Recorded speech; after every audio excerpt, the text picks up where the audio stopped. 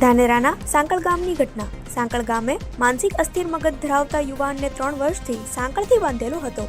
ધાનેરાની જીવદયા વાત્સલ્ય ધામની ટીમ દ્વારા 3 વર્ષ બાદ યુવકને સાંકળથી મુક્તિ અપાવી। શંકર ઠાકોર નામના યુવકને 3 વર્ષ બાદ સાંકળથી મુક્ત કરાયો। શંકર ઠાકોરને લગ્ન જીવનમાં એક પત્ની અને એક પુત્ર પણ છે। છેલ્લા ઘણા સમયથી શંકર ઠાકોર અસ્થિર હોવાને કારણે પત્ની બાળક લઈને જતી રહી હતી। 3 વર્ષથી સાંકળથી બંધાયેલ શંકર ઠાકોરની જાણ જીવદયાના લોકોને થતા સ્થળ પર પહોંચ્યા।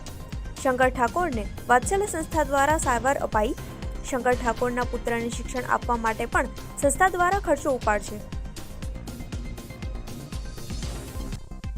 2 દિવસ પહેલાં અમને માહિતી મળેલી કે રામસણ ગામની અંદર એક આધેડ યુવાન વ્યક્તિ છે અને એને 3 વર્ષથી સાંકળે બાંધેલો છે અને એના પરિવારની જ્યારે અમે તપાસ કરી સ્થળ ઉપર ગયા ત્યારે અમને ખબર પડી કે એના પિતાશ્રી છે ખૂબ દારૂ પીએ છે અને એમનું એક નાનું બાળક છે જે 9મા ધોરણની અંદર અભ્યાસ કરે છે।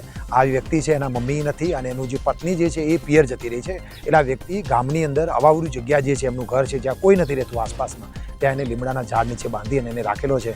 વરસાદની મોસમ હોય, ઠંડી હોય કે કોઈ જનાવર આવે તો આ વ્યક્તિ જેને સહન કરે છે અને એના જે બહેનો જે છે એ 3-4 દિવસે ત્યાં આવે, એને ખવડાવે અને એને જે ટોયલેટ કે ગંદકી કરી હોય સાફ કરીને એને નવા કપડાં પહેરાવે છે। આ વ્યક્તિ અમારા ધ્યાને આવ્યો તો અમારી ટીમ ત્યાં ગઈ અને ત્યાંથી રેસ્ક્યુ કરી અને સાંકળો તોડાવી છોડી અને અમારી પાસે લઈ આવ્યા છે જીવદયા વાત્સલ્ય ગામની અંદર। આજે 24 કલાક થયા છે અમારી જોડે છે અને ખૂબ મુક્ત રીતે એ રહ્યો છે અને હવે અમે એને આગળનું પ્લાનિંગ કર્યું છે કે બાયડ ખાતે જય અંબે મંદબુદ્ધિ જે આશ્રમ ચાલે છે ત્યાં અમે એને મૂકીશું અને ત્યાં એની સારવાર થશે, ઇલાજ થશે અને એકદમ સરસ થઈ ગયા પછી અમે એને પાછો લાવીશું અને એના પરિવારને સુપ્રત કરીશું। અને બીજું સાથે સાથે એનું બાળક જે 9મા ધોરણમાં ભણી રહ્યું છે એ બાળકને પણ ભણવા માટે અમારી સંસ્થા મદદરૂપ થશે એવા અમે પ્રયત્નો કરીએ અને બાળકનો અભ્યાસ પણ ન બગડે એના પણ અમે પ્રયત્નો કરીશું। ગુજરાતીમાં શેર બજાર શીખવા માટે આજે જ નીચે આપેલા નંબર પર સંપર્ક કરો।